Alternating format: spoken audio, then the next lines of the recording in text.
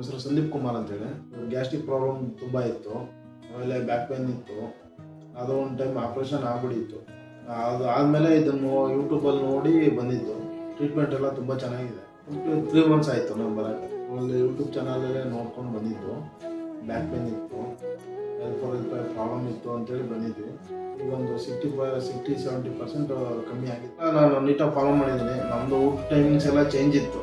11 ಗಂಟೆ ಮೇಲೆ ತಿಂಡಿ ತಿಂತಿದ್ದು, ಮಧ್ಯಾಹ್ನ 4 ಗಂಟೆ ಆಗೋದು ಊಟ, ರಾತ್ರಿ 11 ಗಂಟೆ ಊಟ. ಈಗ ಇವರು ಇಲ್ಲಿ ಬಂದಮೇಲೆ 9 ಗಂಟೆ ಒಳಗೆ ತಿಂಡಿ ತಿಂತಿದ್ದೀನಿ. ರಾತ್ರಿ ಮಧ್ಯಾಹ್ನ 1-2 ಗಂಟೆ ಊಟ, ರಾತ್ರಿ 7:30 ಊಟ ಮಾಡ್ತಿದ್ದೀನಿ. ಅದಾದಮೇಲೆ ಏನೂ ತೊಂದರೆ ಇಲ್ಲ. ಊಟದ್ದೆಲ್ಲ ಚೆನ್ನಾಗಿದೆ. ನಮ್ಗಿಂತ ಡಾಕ್ಟ್ರು ಹೇಳೋಕ್ಕಿಂತ ಡಾಕ್ಟ್ರು ಹೇಳೋ ಏನಿದೆ ಅದನ್ನು ನಾವು ನೀಟಾಗಿ ಫಾಲೋ ಮಾಡ್ಬೋದು. ಫಾಲೋ ಮಾಡಿದ್ರೆ ತುಂಬ ಚೆನ್ನಾಗಿ ರಿಸಲ್ಟ್ ಇದೆ.